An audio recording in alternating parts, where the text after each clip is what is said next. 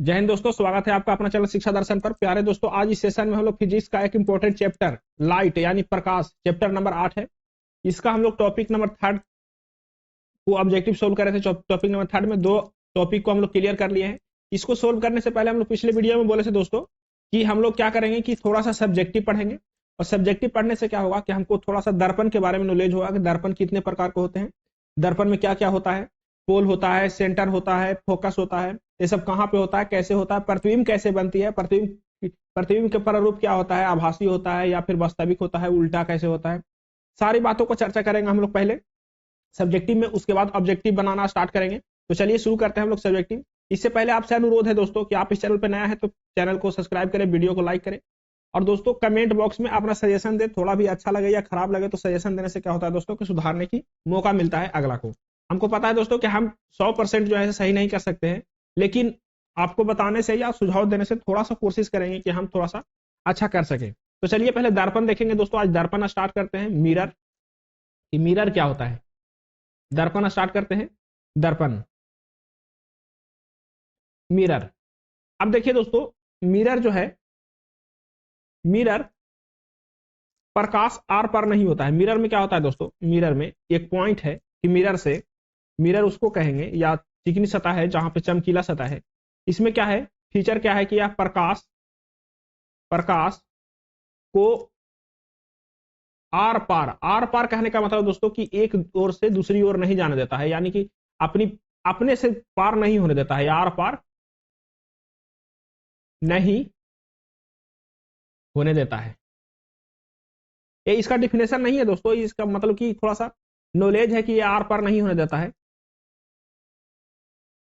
अब देखिए दोस्तों, मिरर देखेंगे कि मिरर कितने प्रकार के मिरर होता है। मिरर देखिए दोस्तों, पहले मिरर फिगर से समझेंगे कि मिरर कहते किसको है। एक सतह है दोस्तों, एक सतह चमकीला सतह है। मान के चलिए कि ये कर्व है, ये फ्लैट है, एक चमकीला सतह है। एक और दोस्तों इस किससे, सिल्वर नाइट्रेट से कोटेड रहता है दोस्तों। किससे, सिल्वर नाइट्रेट से क्या रहता है, कोटेड रहता है, एजीएनओ3 से। ठीक है, एजीएनओ3 से कोटेड रहता है एक सतह, एक सतह कोटेड रहता है। क्या रहता है, एक सतह कोटेड रहता है, कोटेड, कोटेड। और एक सतह जो रहता है दोस्तों बाहर ऊपर, एक सतह क्या रहता है, चिकना रहता है, चमकीला रहता है, जो ग्लास का बना हुआ रहता है। एक सतह को क्या कर दिए, कोटेड कर दिए सिल्वर नाइट्रेट से पीछे वाली सतह को, और आगे वाली क्या कर दिए, छोड़ दिया ऐसी ही, वो चिकना और चमकीला रहेगा। इसी को क्या बोलते हैं दोस्तों, इसी को हम लोग मिरर बोलते हैं, मिरर। ये तो समतल सतह है दोस्तों, कर्व सतह भी होगा। तो कर्व को दो बार, दो डिवाइड में हम लोग, स्फेरिकल मिरर को दो प्रकार के डिवाइड में हम लोग डिवाइड करेंगे। तो ये क्या हो गया, एक मिरर हो गया। अब देखिए हम लोग मिरर के बारे में देखते हैं, मिरर कितने प्रकार का होता है। तो मिरर के बारे में चर्चा करते हैं। तो मिरर जो दोस्तों बेसिकली दो प्रकार का होता है। कितने प्रकार का होता है मिरर, मिरर दो प्रकार का होता है। कौन कौन मिरर, कौन कौन होता है। तो पहला होता है दोस्तों समतल दर्पण, पहला होता है सर्पण दर्पण, समतल दर्पण, और दूसरा होता है गोलीय दर्पण। कौन कौन होता है दोस्तों, पहला होता है, पहला होता है समतल दर्पण,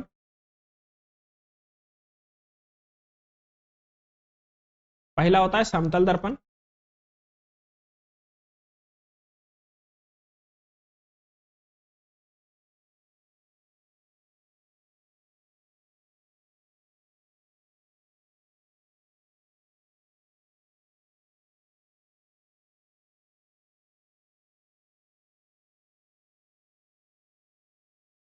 पहला होता है दोस्तों इसको समतल दर्पण। कौन सा, समतल दर्पण,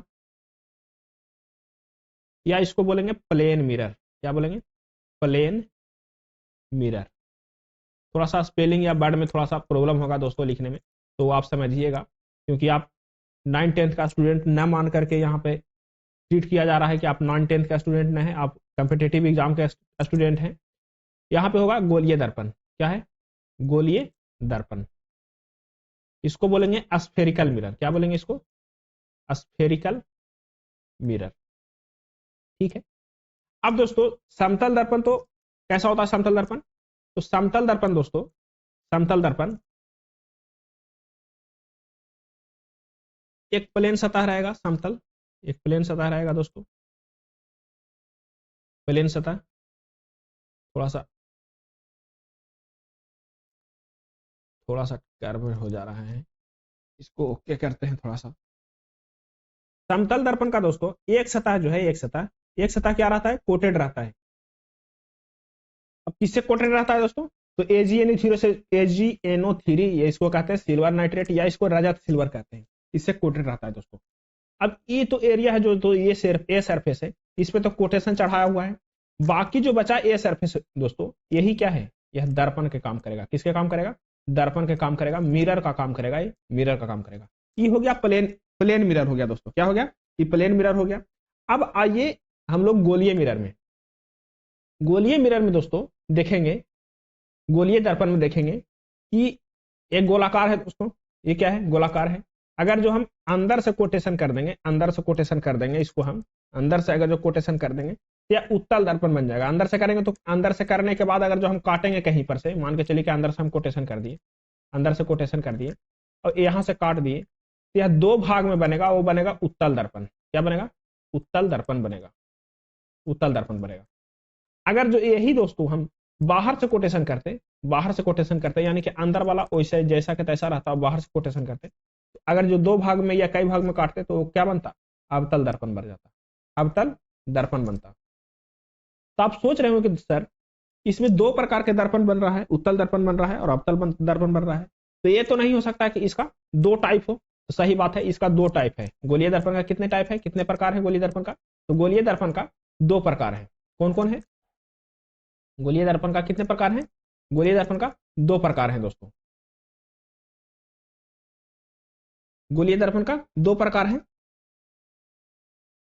कौन कौन, पहला है दोस्तों, पहला है उत्तल दर्पण, पहला है उत्तल दर्पण, उत्तल दर्पण, उत्तल दर्पण।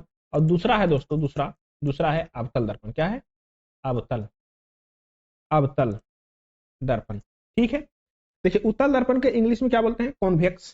क्या बोलते हैं इसको, इसको कॉन्वेक्स मिरर बोलते हैं, कॉन्वेक्स, कॉन्वेक्स मिरर बोलते हैं। और अवतल दर्पण को दोस्तों हिंदी में, इंग्लिश में बोलते हैं कॉनकेव, कॉनकेव। अब इसको याद करने के लिए क्या कीजिएगा, जो बड़ा है उसके साथ बड़ा वाला, जो छोटा है उसके साथ छोटा वाला। देखिए उत्तल दर्पण छोटा है तो इसमें कितना अक्षर का है, इसमें 6 अक्षर का है। और जो अवतल दर्पण बड़ा है तो इसमें कितने अक्षर का है, इसमें है दोस्तों 7 अक्षर, 7 वर्ड इसमें यूज होते हैं। यानी कि जो बड़ा वाला है उसमें बड़ा वाला, जो छोटा है उसमें छोटा वाला। आप पूछेंगे सर कि उत्तल दर्पण क्या होता है, अवतल दर्पण कैसा होता है, तो उत्तल दर्पण जो है दोस्तों, जब हम दर्पण, जब दर्पण के बाहर से कोटेट करेंगे, जब बाहर से कोटेट करेंगे तो अवतल बनेगा, और अंदर से कोटेट करेंगे तो उत्तल बनेगा। देखिए जब दोस्तों आपके पास कोई मिरर हो, जब आपके पास कोई मिरर हो और उभरा हुआ मिरर हो, मतलब कि वो जो देखने वाले सतह है, जो हमको देखते हैं, वो क्या हो, ऊपर की ओर उठा हुआ हो, ऐसे हो, ऊपर की ओर उठा हुआ हो, उसको बोलेंगे उत्तल दर्पण। क्या बोलेंगे उसको, उत्तल दर्पण। इसका जो है सेंटर जो है दोस्तों, सेंटर कहने का मतलब कि कोई ना कोई तो कर्व वाला, यानी कि स्फेरिकल में से ही काटा गया होगा, तो इसका कहीं ना कहीं तो सेंटर होगा, स्फेरिकल का सेंटर होगा कहीं ना कहीं। तो इसको सेंटर जो है दोस्तों से अंदर की ओर सेंटर होता है। कहां की ओर होता है, अंदर की ओर सेंटर होता है इसका, यह इसका सेंटर कहां पे होता है, अंदर की ओर सेंटर होता है। अब आते हैं अवतल दर्पण में। अवतल दर्पण में दोस्तों, अवतल दर्पण में क्या होता है, अवतल दर्पण में कि अवतल दर्पण में जो जो धंसा हुआ भाग होता है, उस पे क्या होता है, उस पे पॉलिश नहीं किया हुआ था, जो उभरा हुआ भाग है उसमें पॉलिश कर देते हैं, जो बाहर वाला भाग है उसमें पॉलिश कर देते हैं। तो ये वाला सतह जो है दोस्तों, ये सतह क्या रहेगा, यह चमकीला सतह रहेगा। क्या रहेगा, ये चमकीला रहेगा, चमकीला रहेगा। और इसमें ये सतह जो है चमकीला रहेगा। ठीक है, यानी कि दोनों में जो तो कि उभरा हुआ चमकीला है तो उत्तल दर्पण, और धंसा हुआ चमकीला है तो अवतल दर्पण। इसका सेंटर जो है दोस्तों, इसका सेंटर जिस चमकीला वाला सतह रहेगा उसी की ओर इसका सेंटर रहेगा, यानी कि अंदर की ओर, जिधर की ओर झुका हुआ रहेगा उधर की ओर तो सेंटर जाएगा। ठीक है, अब ये हो गया उत्तल दर्पण और अवतल दर्पण के, अवतल दर्पण का थोड़ा सा डिफिनेशन हो गया कि उत्तल दर्पण कैसा रहेगा, अवतल दर्पण कैसा रहेगा। अब देखो दोस्तों, पहले हम लोग स्टार्ट करेंगे अवतल दर्पण। क्या करेंगे, अवतल दर्पण के बारे में जानेंगे। किसके दर, अवतल, अवतल दर्पण के बारे में जानेंगे, अवतल दर्पण। अब देख रहे होंगे दोस्तों कि अवतल दर्पण का यूज कहां कहां होता है सर। तो अवतल दर्पण का हम लोग उत्तल दर्पण और अवतल दर्पण का यूज, एक दो यूज देख लेते हैं गुरु। क्या देख लेते हैं, यूज देख लेते हैं। उत्तल दर्पण का दोस्तों हम लोग यूज करते हैं गाड़ी के साइड मिरर में। कहाँ करते हैं? साइड मिरर में। आप देखे होंगे साइड मिरर का जो ऐनक देखे होंगे वो थोड़ा सा ऊपर उठा की ओर उठा हुआ रहता है थोड़ा सा। फिर अवतल दर्पण को हम लोग देखते होंगे दोस्तों, अवतल दर्पण के चिकित्सा में देखते हैं। कहाँ देखते हैं?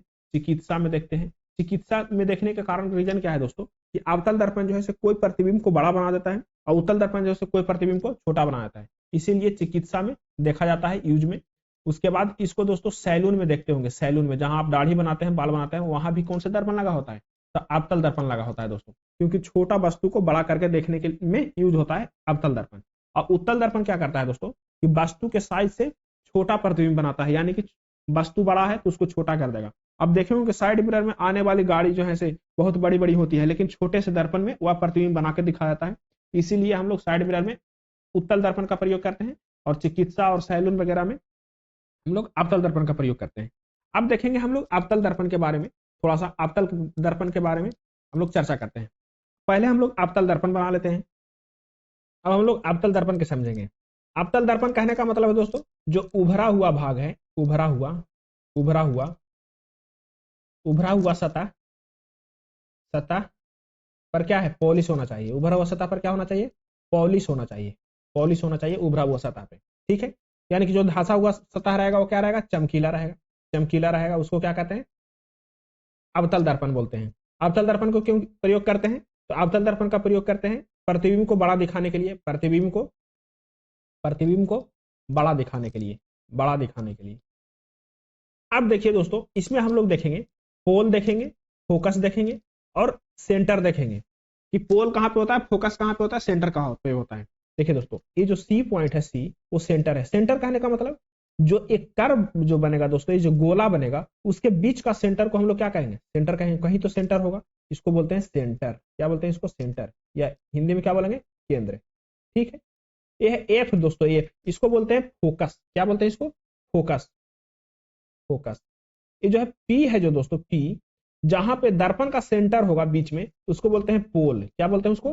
पोल बोलते हैं, उसको ध्रुव बोलते हैं दोस्तों, ध्रुव, पोल, ठीक है। इस दर्पण के बीच का जहां से दर्पण का बीचों बीच जो सेंटर होगा उसको बोलते हैं पोल या ध्रुव। अब दोस्तों आपको पता होगा कि कोई भी गोला होता है, कोई भी गोला, उसको सेंटर से सरफेस तक की दूरी को क्या बोलते हैं? हम लोग रेडियस बोलते थे। क्या बोलते थे? रेडियस। तो ए भी है दोस्तों रेडियस। क्या सेंटर से सरफेस तक की दूरी जा रहा है तो ये क्या है? रेडियस। क्या है? रेडियस, ठीक है। अब यहां से दोस्तों एफ और पोल तक के बीच की दूरी, आपको लग रहा होगा सर एफ और पोल के बीच की दूरी क्या होता होगा? सेंटर और पोल के बीच में कहीं पर भी हम एफ रख देते होंगे, कहीं पर भी फोकस रख देंगे। तो नहीं दोस्तों, सेंटर और पोल के बीच में कहीं पर भी फोकस को आप नहीं रख सकते हैं। कहां पर रख सकते हैं? सेंटर और पोल के बीचों बीच रख सकते हैं, एकदम बीच में, मिडिल में रख सकते हैं, बीच में रख सकते हैं। कहां पर रख सकते हैं? बीच में रख सकते हैं एकदम। और यहां से यहां तक की दूरी को हम लोग कहते हैं फोकस लेंथ। क्या बोलते हैं? फोकस लेंथ कहते हैं। क्या कहते हैं? फोकस लेंथ कहते हैं या फोकस दूरी कहते हैं। क्या बोलते हैं उसको? फोकस दूरी बोलते हैं दोस्तों, एफ और पी के बीच को। अब देखिए दोस्तों आपको बताए कि फोकस को हम लोग जहां तहां नहीं रख सकते हैं, फोकस को रखने का नियम है। तो आपको दोस्तों यहां से यहां तक की दूरी के सेंटर और पोल के बीच की दूरी को हम लोग रेडियस बोल सकते हैं। क्या बोल सकते हैं? रेडियस। रेडियस रेडियस बराबर होता है दोस्तों टू फोकस। क्या इतना होता है? दो फोकस। कहने का मतलब जैसे ही इसको बीच में करेंगे दोस्तों तो एक फोकस तो इधर हो गया, एक फोकस इधर हो गया, यानी कि कुल मिला के कितना हो गया? दो फोकस हो गया। यानी कि रेडियस बराबर टू फोकस होता है। रेडियस बराबर कितना होता है? To focus. तो फोकस बराबर क्या हो जाएगा? आर बाई टू, यानी कि रेडियस बाई टू। आपको कहेगा कि फोकस रेडियस दे देगा दोस्तों, आपको कहेगा कि फोकस लेंथ क्या होगा, फोकस लेंथ क्या होगा। तो आप क्या कर देंगे? रेडियस के आधा कर देंगे, रेडियस के क्या कर देंगे? आधा कर देंगे। तो आपको क्या निकल जाएगा? फोकस लेंथ निकल जाएगा। ये था अवतल दर्पण का फंडा दोस्तों। इसमें आप लोग देख लिए सेंटर देख लिए, फोकस देख लिए, ध्रुव देख लिए, और किसके बीच में कितना दूरी होता है उसके बारे में चर्चा कर लिए। इससे क्या होगा कि जब आप प्रतिबिंब बनाने जाएंगे, तो आपको बहुत आसानी होगा प्रतिबिंब बनाने में। अब इसी बात को हम लोग उत्तल दर्पण में देखते हैं, इसी बात को फोकस, रेडियस, बाकी सारा चीजों को हम लोग उत्तल दर्पण में देखते हैं कि उत्तल दर्पण में कैसे कैसे होता है। अब देखिए दोस्तों हम लोग ले लिए उत्तल दर्पण। कौन सा दर्पण? उत्तल दर्पण। उत्तल दर्पण को देखते हैं कि प्रतिबिंब को क्या कर देता है वो? प्रतिबिंब को कर देता है छोटा। क्या कर देता है दोस्तों? प्रतिबिंब के वस्तु के आकार से छोटा कर देता है। इसका प्रयोग आपको पता है कहाँ करते हैं? गाड़ी के साइड मिरर में करते हैं, इसका प्रयोग करते हैं। उत्तल दर्पण को। अब देखिए दोस्तों, इसमें जो है सेंटर इधर की ओर क्या रहेगा, इस सतह क्या रहेगा, चमकीला सतह रहेगा। क्या रहेगा, चमकीला सतह रहेगा। जो उभरा हुआ सतह रहेगा चमकीला सतह रहेगा। अवतल दर्पण में क्या देखे थे कि उभरा हुआ सतह क्या रहता था, पेंटेड रहता या पॉलिशिड रहता था, और जो अंदर वाला सतह रहेगा दोस्तों वो पॉलिशिड रहेगा। क्या रहेगा, पॉलिशिड रहेगा। ठीक है। अब देखिए दोस्तों, जिधर की ओर झुका हुआ रहेगा वहां पे क्या रहेगा, सेंटर रहेगा। जिधर की ओर झुका हुआ रहेगा उधर क्या रहेगा, सेंटर रहेगा। और उसके सेंटर और पोल के बीचों बीच में क्या रहेगा दोस्तों, फोकस रहेगा। यानी कि सेंटर और पोल के बीचों बीच में क्या रहेगा, फोकस रहेगा। और पोल और सेंटर के बीच की दूरी को क्या बोलते हैं, उसको रेडियस बोलते हैं, रेडियस बोलते हैं। ठीक है दोस्तों, इसमें भी फोकस दूरी बराबर क्या होगा, r/2 होगा। यानी कि हाफ रेडियस को क्या कहेंगे, फोकस दूरी कहेंगे। ये हो गया उत्तल दर्पण का, उत्तल दर्पण हो गया, अवतल दर्पण हो गया। अब दोस्तों हम लोग देखेंगे परावर्तन के नियम, परावर्तन के नियम देखेंगे हम लोग इसमें। रिफ्लेक्शन ऑफ लाइट देखेंगे कि परावर्तन के नियम क्या होता है, इसके बारे में चर्चा करते हैं। अब परावर्तन देखें दोस्तों, परावर्तन यानी रिफ्लेक्शन। क्या, रिफ्लेक्शन। प्रकाश का किसी सतह पर या प्रकाश का किसी सतह से टकराकर वापस लौटने की घटना को क्या बोलते हैं दोस्तों, परावर्तन बोलते हैं। ठीक है। रिफ्लेक्शन ऑफ लाइट किसको बोलेंगे, कि प्रकाश किसी सतह पर आएगा और टकराकर वापस लौट जाएगा, उसको हम लोग क्या बोलेंगे, परावर्तन बोलेंगे या रिफ्लेक्शन ऑफ लाइट बोलेंगे। ठीक है।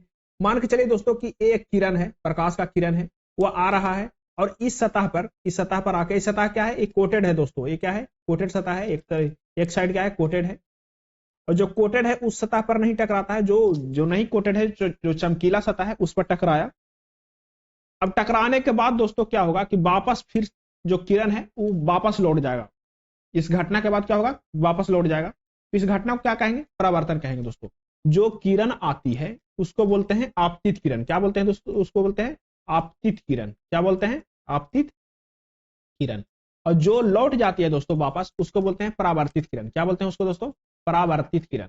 परावर्तित किरण, जो लौट जाता है उसको बोलते हैं परावर्तित किरण। ठीक है। अब देखिए दोस्तों कि जैसे ही आपको पता होगा, जब हम प्रकाश शुरू में पढ़े थे, प्रकाश प्रकाश तो आपको बताए थे कि प्रकाश जो है दोस्तों सीधी रेखा में गमन करती है। किस रेखा में, सीधी रेखा में गमन करती है। तो प्रकाश का एक किरण जो है दोस्तों स्ट्रेट आया और फिर वापस लौट गया।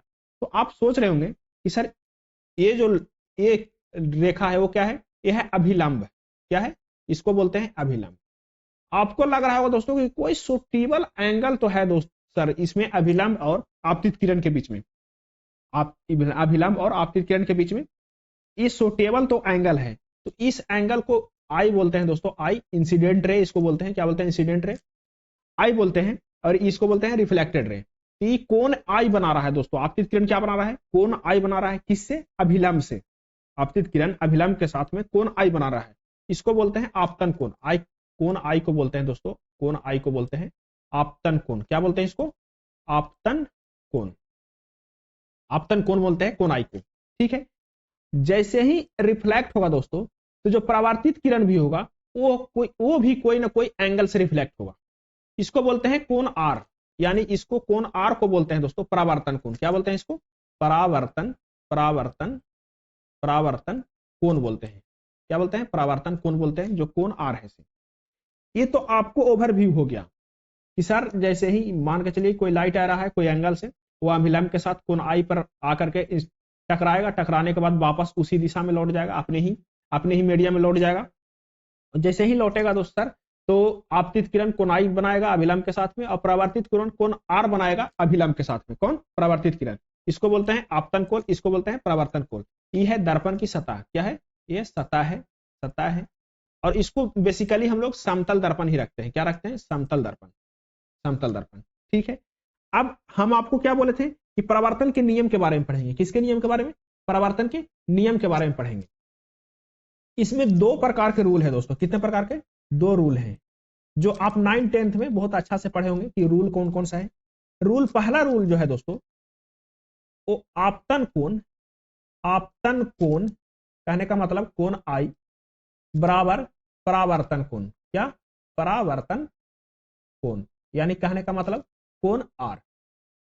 ये जो कहता है दोस्तों कि कोण आई बराबर कोण आर होगा। क्या होगा, कोण आई बराबर कोण आर होगा। ये अपना रूल में कहता है। दूसरा रूल कहता है दोस्तों, ये पहला रूल हो गया, दूसरा रूल कहता है दोस्तों कि आपतित किरण, आपतित किरण जो आती है, इंसिडेंट रे, आपतित किरण,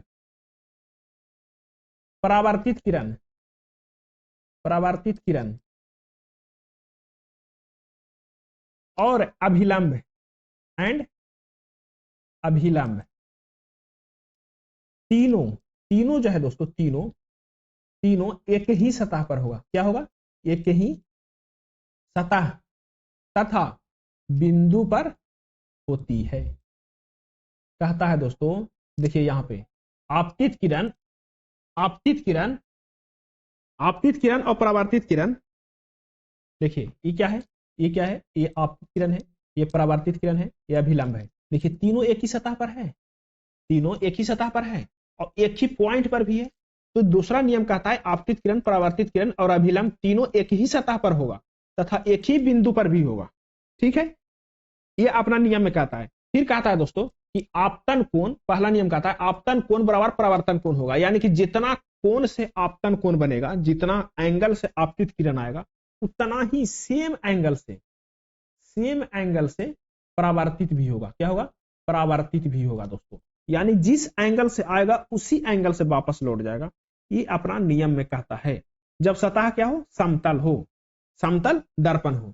अब इसमें दोस्तों आपको एक और समझने योग्य बात है, एक एग्जांपल देखिए, एक एग्जांपल से आपको समझते हैं।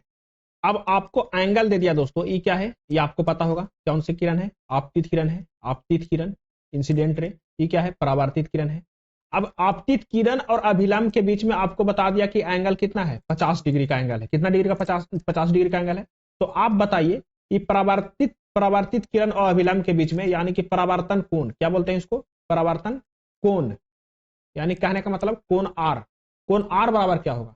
तो आपको जब रूल पढ़े थे दोस्तों, तो आपको पता है कि कोण आई का मान आपको दे रखा है कितना? 50 दे रखा है कोण आई का मान। तो रूल में क्या बोला था कि कोण आई इज इक्वल टू कोण आर होता है। कोण आई इज इक्वल टू क्या होता है? कोण आर।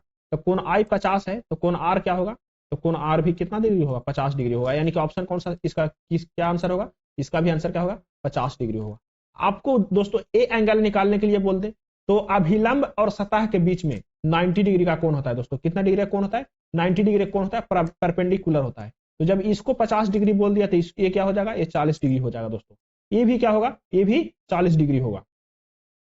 ये हो गया हम लोग का एक एग्जाम्पल हो गया। उसके बाद हम लोग पढ़ेंगे अगले, जब पढ़ेंगे तो हम लोग पढ़ेंगे समतल दर्पण में प्रतिबिंब के बारे में पढ़ेंगे। चलिए हम अब ऑब्जेक्टिव बना लेते हैं, कुछ ऑब्जेक्टिव भी सोल्व कर लेते हैं। इससे जितना भी सब्जेक्टिव पढ़े उससे ऑब्जेक्टिव भी सोल्व कर। कह रहा है दोस्तों, क्वेश्चन नंबर 36 कह रहा है, एक समतल दर्पण के लिए छवि होती है। जो समतल दर्पण जो है दोस्तों, समतल दर्पण, प्लेन मिरर आपको बताए थे, तो प्लेन मिरर जो है दोस्तों उसकी छवि होती है, प्लेन मिरर। तो प्लेन मिरर की छवि होता है दोस्तों, जब प्रतिबिंब बनाती है प्लेन मिरर, तो मान के चलिए कि वस्तु यहाँ पे रखा हुआ है, वस्तु क्या है? यहाँ पे आप खड़ा है, तो आपका प्रतिबिंब इधर नहीं बनेगा। और अगर जो प्रतिबिंब आपके दर्पण के आगे बनता हो तो वास्तविक प्रतिबिंब होगा। क्या होगा? वास्तविक होगा। लेकिन दर्पण के, हमारा प्रतिबिंब कितना बनता है? दर्पण के पीछे बनता है। और कितना पीछे बनता है? जितना दूर हम खड़ा है उतना पीछे, दर्पण के पीछे बनेगा। तो ये आभासी प्रतिबिंब होगा, आभासी। तो समतल दर्पण में देखते होंगे कि दर्पण के पीछे प्रतिबिंब बनता है, तो कौन सा प्रतिबिंब हो गया? वो आभासी हो गया। एक प्रकार तो पहले जान लिए कि वो आभासी होगा। और क्या होगा दोस्तों? आप देखे होंगे कि आपकी दाहिना हाथ जो है, दाहिना हाथ, दाहिना hand, right hand left hand की तरह दिखाई देता है। राइट हैंड क्या दिखाई देता है? लेफ्ट हैंड दिखाई देता है। तो पार्श्व उसको बोलते हैं, पार्श्व उल्टा भी बोलते हैं या लेटरल बोलते हैं। क्या बोलते हैं? पार्श्व उल्टा या लेटरल बोलते हैं।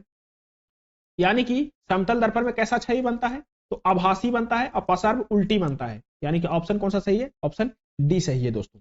जल्दी जल्दी ऑब्जेक्टिव सोल्व करते हैं। कहता है एक समतल दर्पण द्वारा बनाया गया प्रतिबिंब पार्श्व रूप से उल्टा एवं आभासी होती है, अर्थात वस्तु का दायां पक्ष प्रतिबिंब के बाएं पक्ष के रूप में दिखाई देगा एवं वस्तु का बायां पक्ष प्रतिबिंब के दाएं पक्ष के रूप में दिखाई देता है। ऑप्शन कौन सा सही है? ऑप्शन डी सही है। क्वेश्चन नंबर 37 कह रहा है दोस्तों, एक समतल दर्पण द्वारा बनाया गया छवि हमेशा क्या होता है? हमेशा क्या होता है? आभासी और उल्टी होती है। क्या होता है?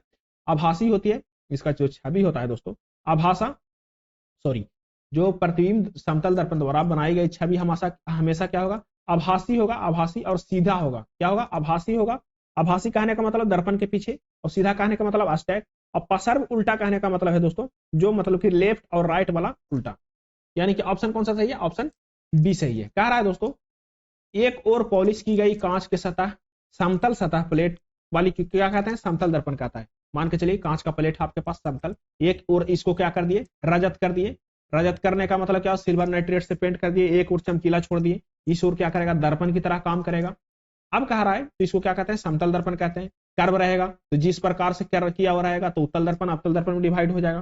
फिर कह रहा है दोस्तों समतल दर्पण से बनने वाले प्रतिबिंब आभासी और सीधा होता है। आभासी कहने का मतलब दर्पण में बनेगा, दर्पण के पीछे बनेगा, और सीधा बनेगा क्योंकि परावर्तित किरणें किसी एक बिंदु पर नहीं मिल परिवर्तित किरणें जो दोस्तों किसी एक बिंदु पर मिलती नहीं, वरन प्रतिबिंब प्रतिबिंब से झुकती डाइवर्ज क्या कहते हैं, डाइवर्ज हुई प्रतीत होती है।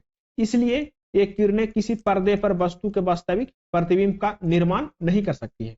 चलिए पर्दे पर कहने का मतलब यानी वास्तविक वास्तविक प्रतिबिंब ही पर्दे पर आती है, वास्तविक प्रतिबिंब इसमें बनता नहीं है, आभासी बनता है, तो ये पर्दे पर नहीं प्रतीत किया जा सकता है। क्वेश्चन नंबर 38 कह रहा है दोस्तों, एक समतल दर्पण द्वारा बनाई गई छवि की विशेषताएं, जो समतल दर्पण है उसके द्वारा बनाई गई छवि की विशेषताएं क्या होता है दोस्तों। पहला नंबर तो समतल दर्पण आकार जो है दोस्तों, साइज साइज साइज सेम बनाएगा दोस्तों, जितना साइज का वस्तु है उतना ही साइज का वो प्रतिबिंब बनाएगा। फिर क्या बनाएगा, सीधा बनाएगा दोस्तों, क्या बनाएगा, सीधा बनाएगा। दूसरा बनाएगा, फिर बनाएगा क्या, पसर्व उल्टा, अभी बताए पसर्व उल्टा बनाएगा, यानी कि लेफ्ट राइट वाला उल्टा बनाएगा। और क्या बनाएगा दोस्तों, आभासी बनाएगा। इतना ही इसके जो है से विशेषता है कि सीधा बनाएगा, साइज में बनाएगा, सेम साइज का बनाएगा, पसर्व उल्टा बनाएगा और आभासी बनाएगा, यानी कि ऑप्शन ए। ऑप्शन कौन सा सही है, ए सही है। क्वेश्चन नंबर 39 देखिए, क्वेश्चन नंबर 39 कह रहा है दोस्तों, डॉट डॉट डॉट दर्पण हमेशा वस्तु के एक ऐसी छवि निर्मित करता है जो आभासी बड़ी और समान, आभासी बड़ी और समान आकार के होता है। कौन सी दर्पण है जो आभासी भी होगा, बड़ी भी होगा, आभासी कह रहा है, आभासी बड़ी और समान आकार में होता है। ये कौन सा दर्पण है दोस्तों, ये दर्पण है समतल दर्पण में ही ऐसा संभव है जो समान आकार का हो। क्वेश्चन नंबर देखिए दोस्तों, क्वेश्चन नंबर अभी हो गया समतल दर्पण हो गया। अब गोलीय दर्पण में आ जाते हैं, तो गोलीय दर्पण में आपको पता है कितने प्रकार के दर्पण हो गए, दो प्रकार के दर्पण हो गए, कौन कौन, उत्तल और अवतल। अब आ गया गोलीय दर्पण दोस्तों, गोलीय दर्पण के परावर्तन कह रहा है दोस्तों। अब इसमें थोड़ा सा नोमरिकल है, नोमरिकल अब थोड़ा सा कंसंट्रेट हो जाएगा। कह रहा है अवतल दर्पण के वक्रता त्रिज्या, वक्रता त्रिज्या कहने का मतलब है दोस्तों आर, क्या आर, आर कितना दे रखा है, 30 सेंटीमीटर दे रखा है।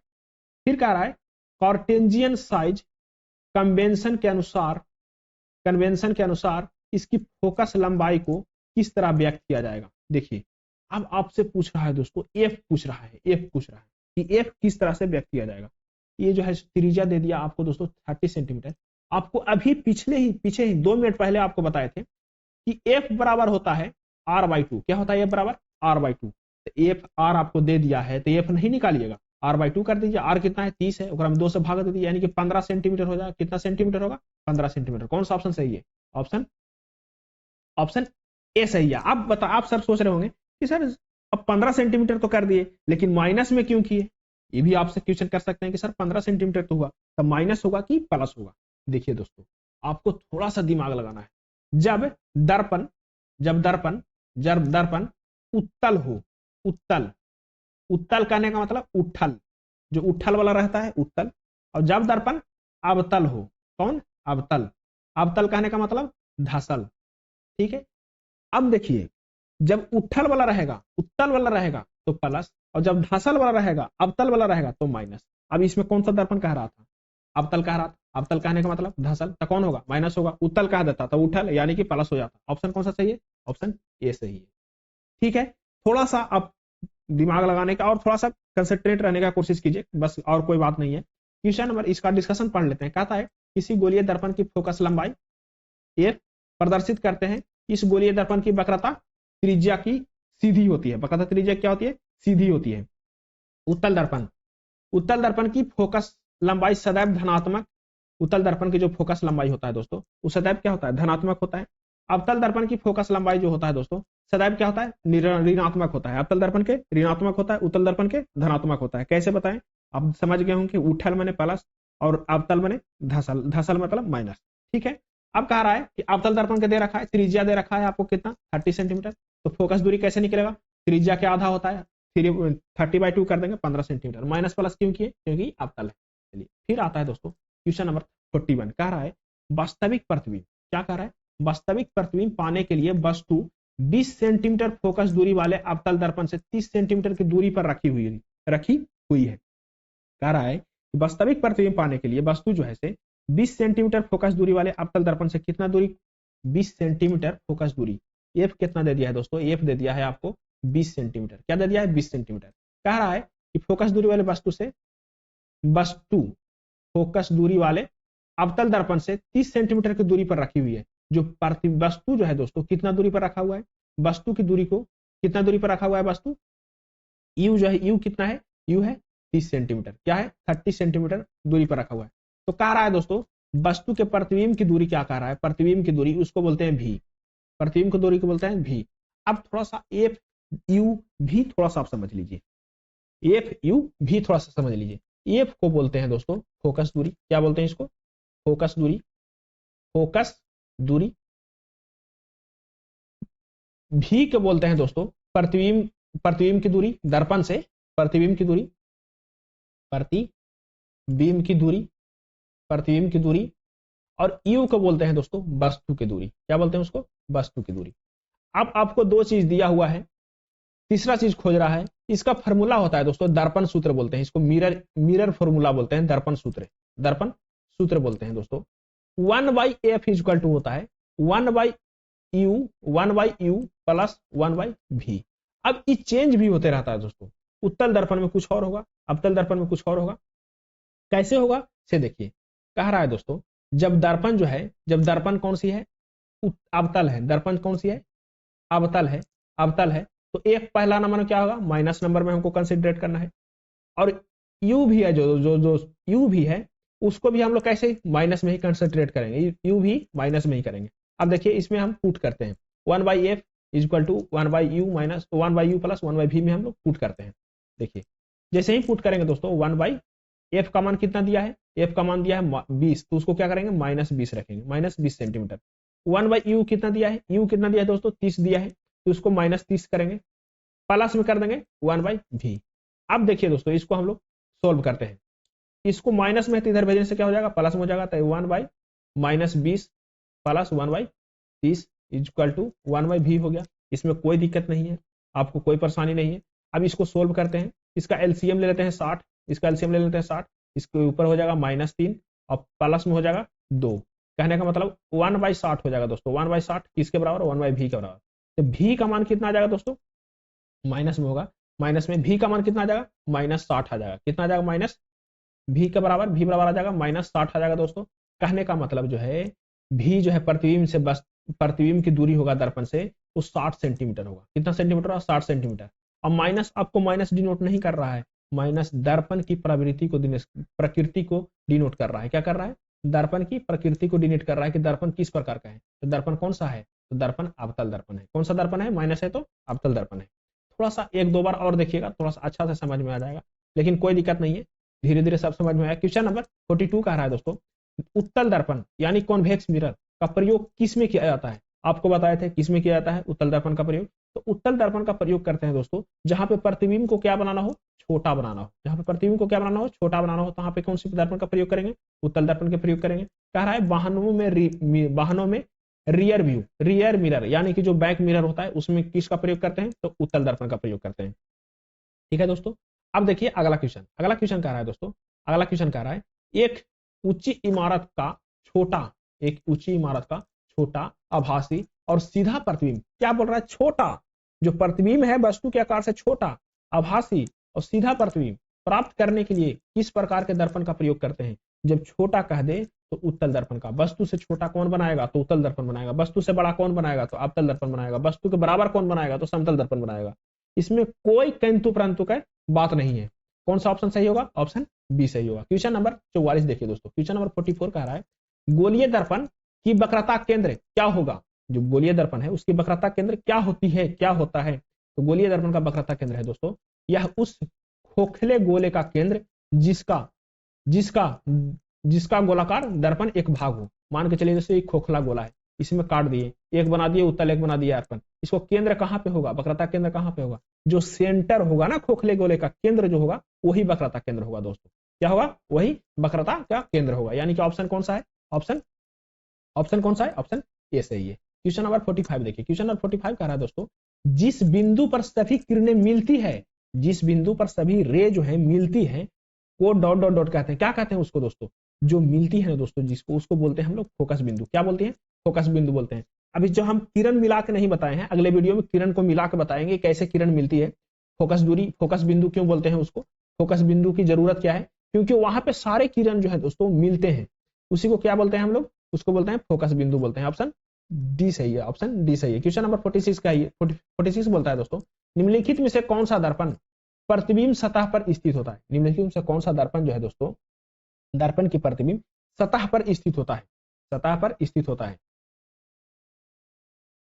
कौन सा दर्पण की प्रतिबिंब सतह पर स्थित होता है? तो पोल के, जब पोल की दर्पण, पोल जो होगा दोस्तों वो सतह पर स्थित होगा। क्वेश्चन नंबर देखिए, इसका डिस्कशन कहता है दोस्तों, गोलीय दर्पण की प्रवर्तक पृष्ठ रिफ्लेक्टिव सरफेस के मध्य बिंदु को दर्पण का क्या बोलते हैं? ध्रुव बोलते हैं, पोल कहते हैं दोस्तों।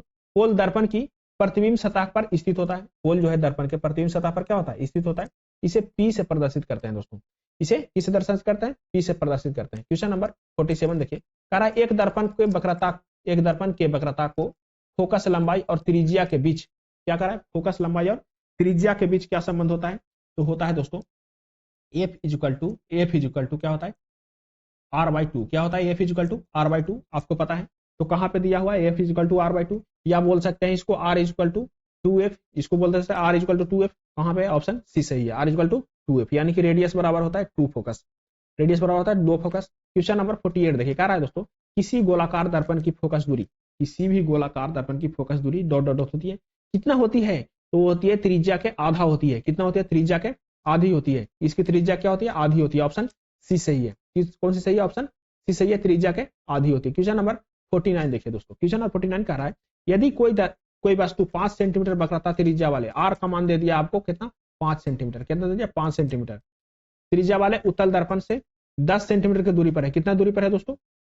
जो वस्तु है यू का मान दे दिया 10 सेंटीमीटर। कितना दे दिया? 10 सेंटीमीटर। अब कह रहा है इसका आवर्धन कितना होगा? इसका कहता है आवर्धन कितना होता है? आवर्धन कह रहा है दोस्तों, इसका क्या कह रहा है? आवर्धन कह रहा है। तो आवर्धन निकालने के लिए दोस्तों हम लोग भी निकालना पड़ेगा। भी बटा यू को हम लोग आवर्धन कहते हैं। देखिए दोस्तों, ए आर आपको दिया है, एफ नहीं दिया है, तो एफ कैसे निकालेंगे? एफ इजिकल टू आपको पता होगा कि आर बाई टू होता है। क्या होता है? आर बाई टू होता है। तो यानी कि 5/2 करेंगे, 5/2 करेंगे तो कितना हो जाएगा? 2.5 हो जाएगा। बहुत अच्छा, कितना हो जाएगा? 2.5 सेंटीमीटर होगा, एफ होगा। यू आपको पता होगा, पता है कितना? 10 सेंटीमीटर। भी आपको भी पता है, भी आपको नहीं पता है। तो 1/f इजिकल टू, दर्पण सूत्र क्या बोलता है? 1/f is equal to 1/u plus 1/v। आपको जैसे ही इसमें मान पुट करेंगे दोस्तों, आप अपने खुद से मान पुट कीजिएगा, तो क्या आ जाएगा? भी का मान आ जाएगा आपके पास दोस्तों 0.0, भी का मान आ जाएगा दोस्तों 10 सॉरी, भी का मान आ जाएगा दोस्तों, आपको भी का मान क्या आ जाएगा? भी का मान आएगा 10/3। भी का मान कितना आएगा? 10/3 आ जाएगा आपके पास। भी का मान आएगा दोस्तों आपके पास 10/3। भी का मान आएगा आपके पास, भी का मान आएगा 10/3।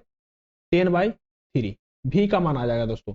जैसे ही भी का मान आपके पास आ गया, तो कहें सर आवर्धन कैसे निकालेंगे? यू भी निकल गया, भी निकलेगा। तो आवर्धन बराबर एम बराबर, आवर्धन को एम से डिनोट करते हैं, एम बराबर होता है दोस्तों भी बाई यू। भी कहने का मतलब प्रतिबिंब की दूरी दर्पण से, और यू कहने का मतलब वस्तु की दूरी दर्पण से। तो कितना है दोस्तों?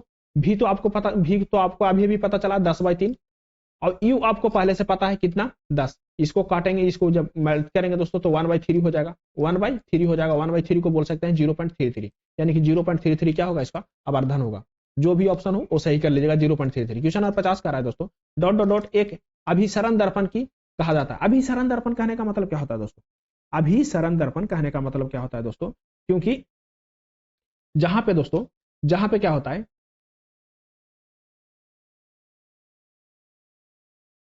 अभिसरण दर्पण कहने का मतलब होता है दोस्तों कि जहां पे जो किरण जो है, प्रकाश की किरण, इसका ऑप्शन अभिसरण दर्पण होता है दोस्तों। अवतल दर्पण कौन सा होता है? अवतल दर्पण।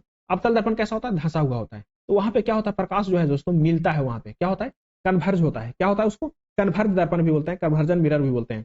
ऑप्शन बी सही है। अवतल दर्पण की बनावट अंदर की ओर उभरी हुई होती है।